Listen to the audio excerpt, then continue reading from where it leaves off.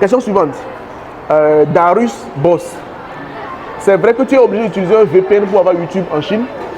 Ben, c'est vrai qu'en Chine, la connexion est contrôlée. C'est-à-dire l'Internet est sous contrôle du gouvernement. Je ne sais pas ce que dit là même. Est-ce que ça peut être censuré sur YouTube? Bon, bref. Il faut comprendre qu'en Chine, ils ont une connexion Internet locale. C'est-à-dire que tu peux aller sur les sites locaux comme Baidu, comme leur site chinois là, sans problème. Mais si tu veux aller sur les sites internationaux, en Chine, il te faut un VPN.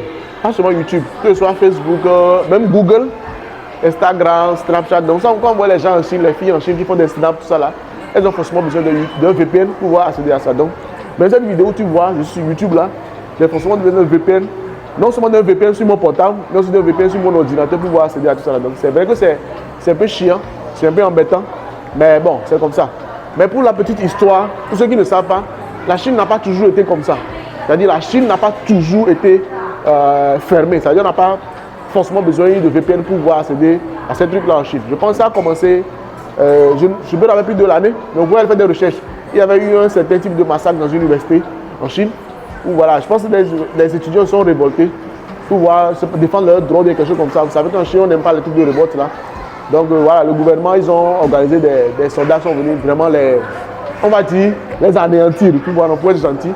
Donc cette histoire-là a failli vraiment faire un gros boom sur le plan international parce que vous savez, les journalistes de BFM, tout ça, ils ne tardent pas à venir vraiment sur place faire les reportages. Donc la Chine, pour éviter vraiment que ce truc-là aille à l'international, pour que ça salisse leur image, c'est dans ce temps-là qu'ils étaient vraiment au niveau de, comment dire, à l'étape d'ouverture économique sur le reste du monde. Donc ils ne voulaient pas que cette étape-là entache. Donc ils ont fermé Internet cette nuit-là pour ne pas que les trucs aillent à l'étranger. Donc c'est à partir de cette nuit-là, ça a duré je pense quelques mois. Après le gouvernement s'est dit mais c'est mieux quand même de pouvoir garder ça comme ça. Donc c'est à partir de ce moment-là que ça a été fermé donc jusqu'à maintenant. Je ne pense pas qu'ils vont ouvrir ça d'ici peu. Je pense que c'est vraiment une politique du gouvernement. Peut-être à moins que peut-être le parti communiste change un autre parti peut-être, mais pour le moment c'est comme ça. Il faut forcément un VPN. J'ai fait un petit cours d'histoire sur cette question-là, mais je pense que c'était important quand même de mettre les trucs au clair.